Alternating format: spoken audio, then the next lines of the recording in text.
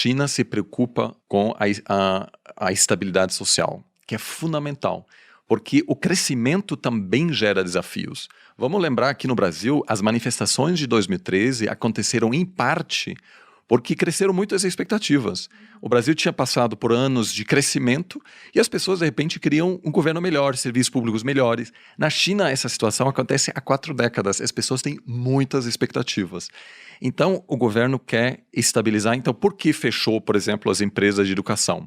Porque estava começando a haver preocupação social, tensão social, porque o custo de educar o filho era tão alto, e às vezes mesmo gastando milhares de dólares, você não conseguia colocar ele na faculdade, na melhor faculdade. Então, a China quis democratizar esse mercado, e o mesmo para games, por exemplo. Agora, a obrigação é que, a não ser que o usuário tenha 18 anos, o chinês só pode usar games, eu acho que são 3 horas por dia. Uma coisa boa, tá vendo? Uma coisa boa. O governo definiu o que você pode fazer com o seu tempo? Os pais não estão conseguindo, é isso? Eu sou socialista.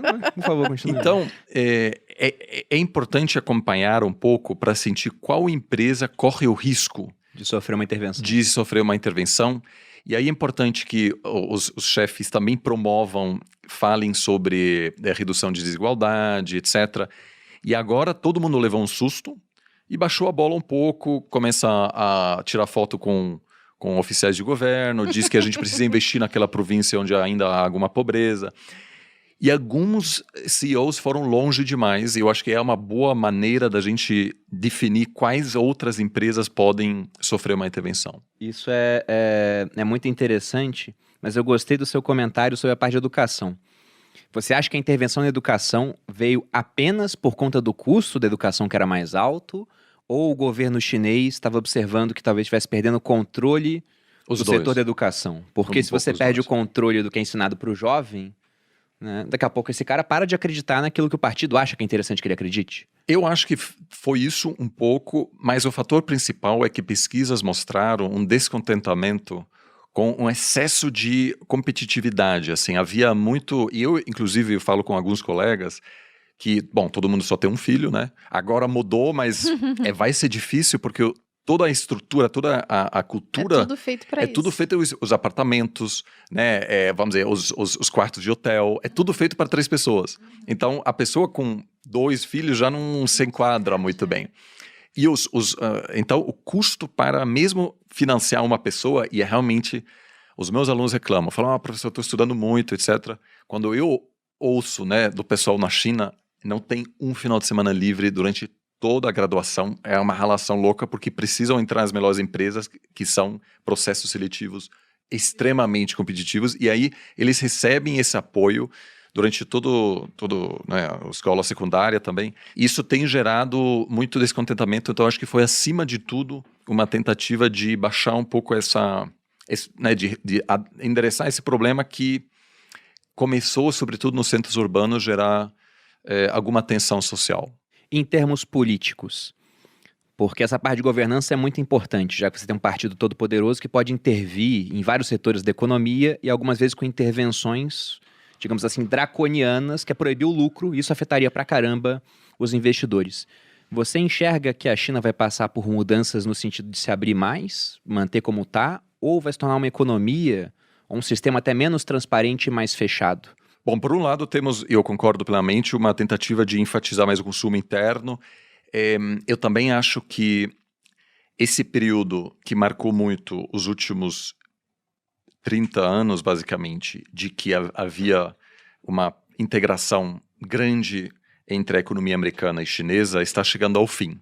A partir dos anos 80, na verdade, dos anos 70, mas sobretudo 80, 90 e 2000, quem dominava o processo decisório em Washington em relação à China foram os chamados panda huggers, ou seja, os abraçadores dos pandas, que tinham uma visão muito otimista em relação à capacidade americana em trazer a China para dentro do sistema econômico liderado pelos Estados Unidos. Achavam que ia virar uma democracia, alguma coisa assim também? Sim, que também a liberalização econômica ia produzir uma liberalização social e política.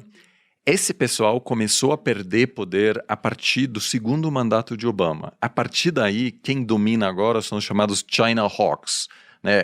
As pessoas que têm uma visão mais pessimista e dizem, olha, A China não vai aceitar nossas regras. A China tem um plano que vai muito além do papel dos Estados Unidos. A China quer voltar ao lugar onde ela sempre esteve. E China em chinês significa reino do meio. Está óbvio para os chineses que, para eles querem ocupar novamente o centro.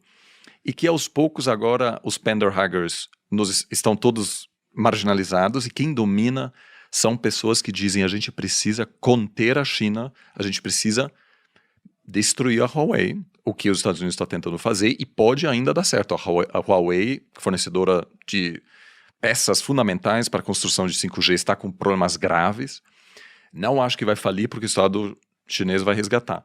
Mas a tensão entre as primeiras, as maiores duas economias do mundo vai aumentar, e isso vai ter um impacto sobre a economia global e pode, me parece, afetar a relação entre os dois. Agora, não acho que a economia chinesa vai se fechar. Inclusive, a China acabou de pedir adesão ao maior acordo comercial do mundo, que é a parceria transpacífica, que inicialmente foi criada para conter a China pelos Estados Unidos. Aí o Trump, no primeiro dia de governo, retirou os Estados Unidos.